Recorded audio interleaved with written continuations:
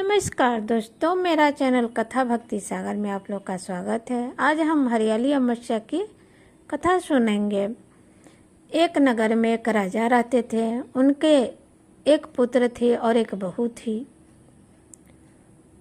राजा बहुत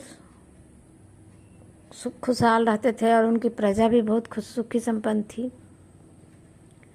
एक दिन राजा के कक्ष में कुछ मिठाई रखा हुआ था। तब उनकी बहू ने जाकर, जब वो गई राजा के कक्ष में, तो वो मिठाई को खा ली। जब वो राजा ने पूछा, तब वो सोच रही थी कि मैं कैसे बताऊं, शर्म से ना बता पाई। उनकी बहू, राजा की बहू, उन्होंने झूठ मूठ का कह दिया कि ये मिठाई तो चूहे खा गए। वहाँ एक चूहा सारी बातें सुन रहा था राजा के कक्ष में। उसने सोचा, मैं तो इस बात का एक दिन जरूर बदला लूँगा। जो राजा की बहू थी वो अपना कह के चली गई। अब चूहा जो था इंतज़ार करने लगा। एक दिन राजा के घर कोई अतिथि आया। तो अतिथि घर में उनको राजा ने अपना सम्मान पूर्वक ठहरा दिया। अब चूहा सोचने लगा कि आज यही मौका है, आज राजा की बहू से बदला लेने के लिए। उसने क्या किया, चूहा लोग को, अपना फौज को बुलाया और जो राजा की बहू का जो भी वस्त्र था एक एक टांग के और अतिथि के कक्ष में रखाएं।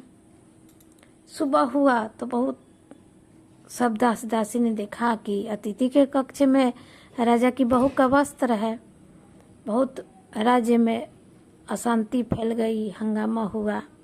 राजा ने क्या किया कि अपनी जो बहू थी उसको घर से निकाल दिया।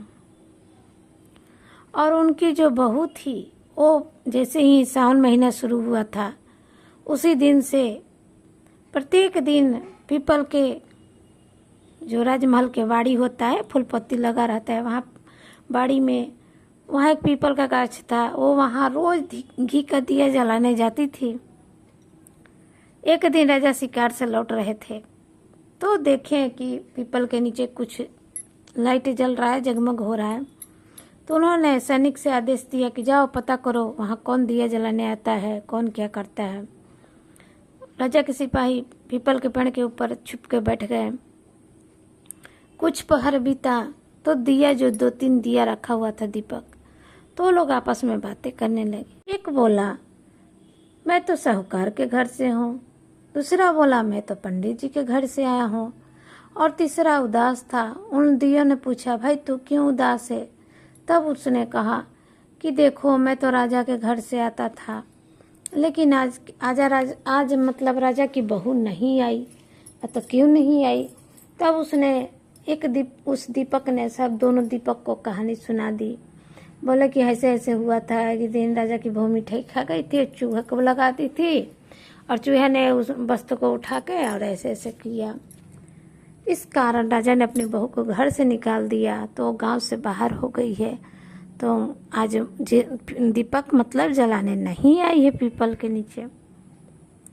ये सारी बातें सुनने के बाद राजा के सैनिक ने जाके राजा से सारी बातें बताई कि मतलब आपकी बहू की कोई गलती तो नहीं थी, चूहे लोग ऐसे ऐसे किए थे। तब राजा ने आदर पूर्वक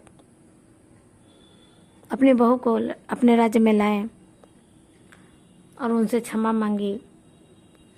और तभी से फिर अपना राजा की बहू जो थी अपना पीपल के नीचे दीपक जलाने लगी।